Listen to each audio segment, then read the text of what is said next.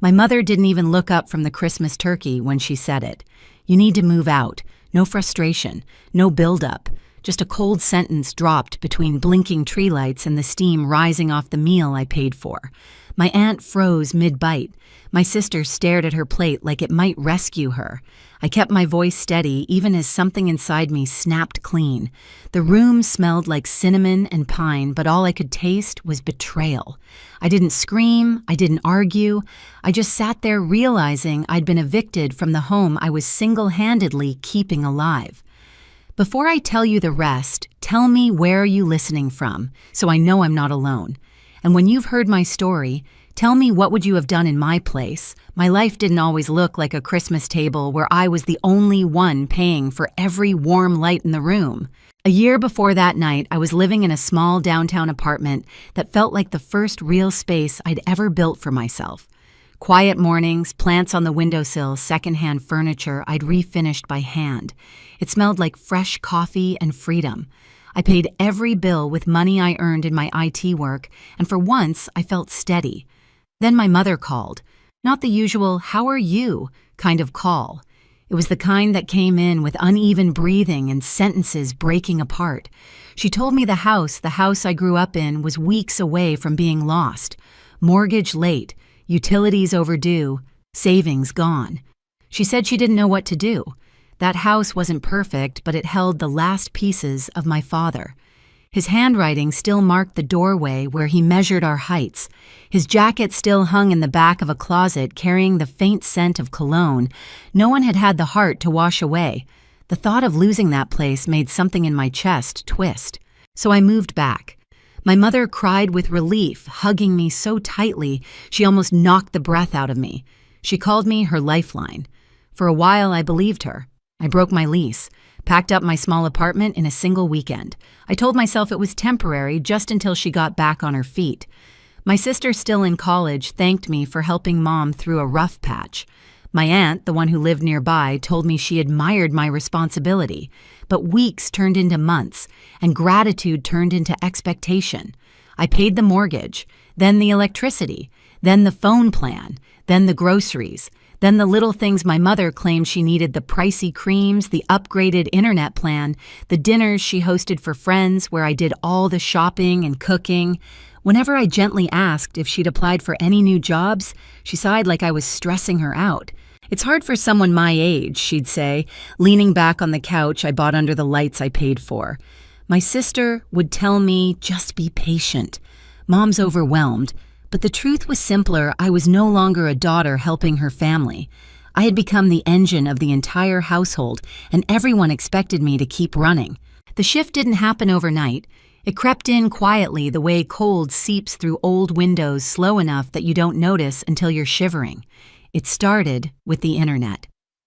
One evening, while I was logged in for an after-hours server issue, my mother stormed into the hallway. She didn't yell, but her voice had that sharp edge she used when she wanted to cut without looking like she was cutting. "Ever since you moved in with all your gadgets, this house runs slower than molasses. I can't even watch my shows." Her shows, the ones streamed on the upgraded plan I paid for. Then came the dishwasher. I'd come home from a 10-hour shift to see the clean light blinking and my mother leaning against the counter on her phone. "Oh, good," she'd say. "You can unload it." "My back's acting up today." Her back miraculously never acted up on shopping days with friends. My sister, still seeing our mother through soft lenses, repeated her favorite line whenever I confided in her. "She's just stressed. Be patient." Patience was all I had left to give, and it was running out. By early December, the house didn't feel like the one I grew up in. It felt like something closing in on me. Every bill, every chore, every sigh from my mother thickened the air. I kept telling myself Christmas would ease things, that celebrating together might remind us we were still a family. So I threw myself into preparing dinner. I cooked the turkey, baked the casseroles, bought ingredients from the nicest market in town. I even picked out a small gift for my mother and sister, wanting to believe generosity might bridge the growing distance. When Christmas Eve arrived, the house glowed. Lights blinked on the tree, the table was set, and the food smelled warm and familiar. My aunt came over to join us, cheerful and unsuspecting. For a moment, I let myself breathe, but beneath the surface, I felt the tension tight as wire. And then the wire snapped. My mother didn't lift her eyes when she said it. "You need to move out. No warning, no explanation, just the words laid down like a final decision already made." The knife in her hand glinted under the dining room lights. My aunt stopped chewing. My sister stared straight down, and there I was, sitting at the table I paid to keep standing. I could have shouted. I could have asked why. I could have begged for basic fairness. Instead, I felt a strange calm settle over me. "Really," I said quietly. "I pay the rent, the bills, and the groceries." My mother shrugged the most casual dismissal I'd ever seen in my life. It wasn't anger, it was indifference. Like I'd served my purpose and my expiration date had arrived. And that was the moment right there at that Christmas table when something in me stopped trying to hold us together. I didn't leave the table in a storm. I didn't slam a door or break a plate the way my mother would later claim. I simply stood up, pushed my chair back quietly, and excused myself.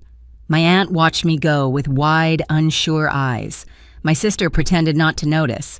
In my old bedroom, the one with the floral wallpaper I hated.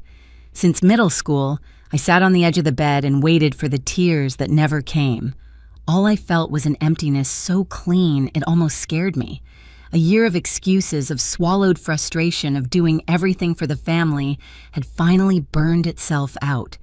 So I made a decision. I pulled my suitcase from the closet. It was dusty, untouched, since I moved back home to rescue my mother from losing the house. I wiped it off with my sleeve and set it open on the bed. I didn't pack sentimental things.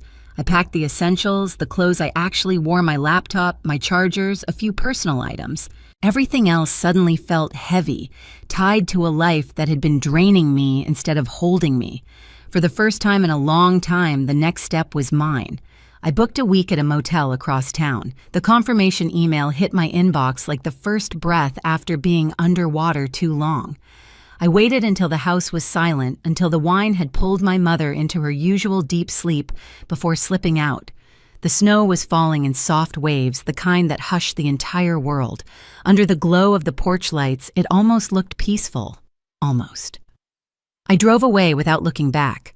The motel room was small and smelled faintly of old carpet, but it was the first space in months where no one sighed loudly at me for breathing wrong. I slept for 10 hours straight. The next morning, I waited for a message from someone, my mother, my sister, anyone to notice I was gone. But the phone stayed silent. Day 2, day 3, nothing. It wasn't relief anymore. It was clarity. My absence wasn't a crisis to them.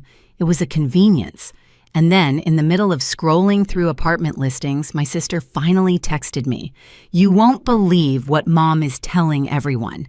The lies were almost theatrical. According to my mother, I had screamed, broken things, stormed out, abandoned her with no warning and no money. She had already called relatives. They were rallying to her side. It wasn't enough for her to push me out. She needed to rewrite the story. Something tightened inside me, not rage, but resolve. If she wanted a story, I'd give them the truth, and I'd let the truth do what I no longer had the energy to argue. I didn't fire back at my mother's lies, not at first. I let them sit, let them grow, let them spread until the picture she painted was so exaggerated that even people who adored drama started to raise their eyebrows. Meanwhile, I stayed in that tiny motel room surrounded by quiet that felt both foreign and familiar. I went to work. I kept searching for apartments. I waited for the storm she created to reach me. And it finally did. The first sign was my aunt, the one who lived out of state, calling me, her voice soaked in judgment. "I heard you threw a tantrum on Christmas," she said. "Your mother is devastated.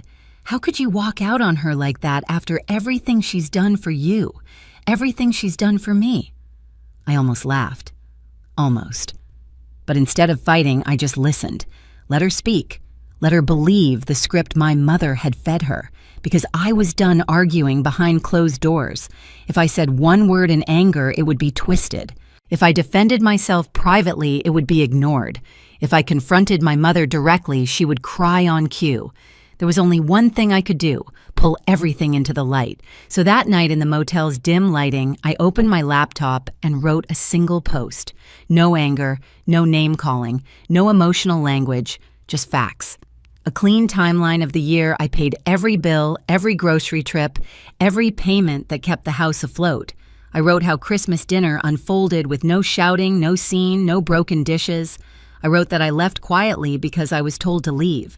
Then I ended it with one sentence: I'm safe, and I hope we all find honesty from here forward. I hit post. Then I turned off my phone. The next morning, when I powered it back on, it nearly lit up the motel room. Notifications poured in, texts, messages, comments, missed calls. The truth had cracked my mother's version right down the middle. My cousin normally quiet messaged first, "I'm sorry." I knew something was off. "If you need anything, I'm here." Another relative wrote, "Your mother didn't tell us any of this. Are you okay?" My aunt, the one who scolded me 24 hours earlier, backpedaled instantly. "I didn't know the whole story." "I'm so sorry, dear. That must have been so difficult." My grandmother left a voicemail asking if we could talk. My sister sent a panicked text, "Mom is freaking out. She says you're turning the family against her." For the first time in a year, people were seeing me. Not the villain my mother invented, just me. In the middle of that chaos, my mother didn't call. Not that day, not the next, but a week later on a gray afternoon when I had just moved into my new studio apartment, a bright space with big windows, cheap flooring, and air that felt like possibility, someone knocked on my door. A soft, deliberate knock. I knew who it was before I opened. My mother stood there in the hallway holding a bakery pie in a plastic container like it was a peace treaty.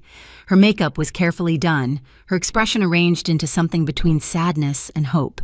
"I heard you moved here," she said with a soft smile. "Thought I'd stop by. I brought dessert." I stepped outside and closed the door behind me, not rudely, but firmly. This wasn't a visit she earned the right to step into. She lifted the pie slightly. "Aren't you going to invite me in? It's cold." I didn't answer her question. Instead, I asked my own. "Did you come to apologize?"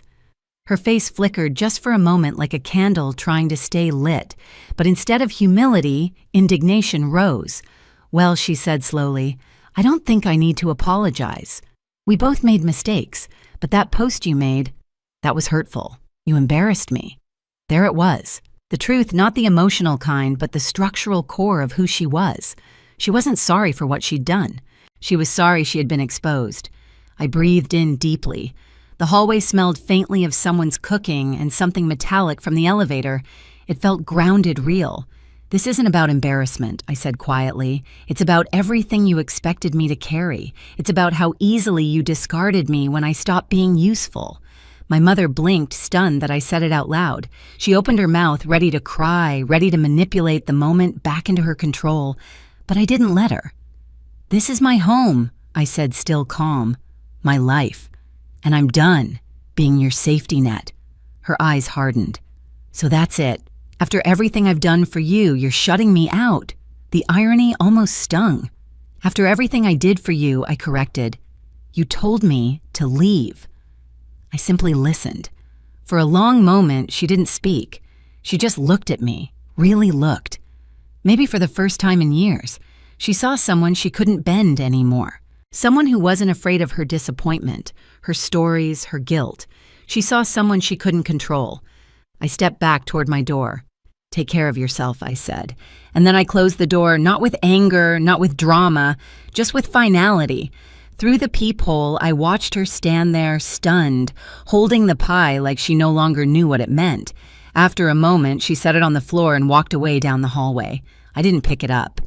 Inside my new apartment felt warm sunlight drifting in through the windows, walls, echoing with nothing but peace. I realized then, this wasn't revenge. This was freedom. Life settled into something quieter after that day, quieter but fuller.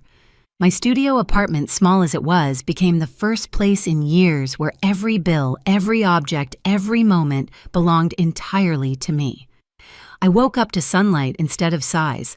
I made coffee the way I liked it. I worked without being accused of using up the internet.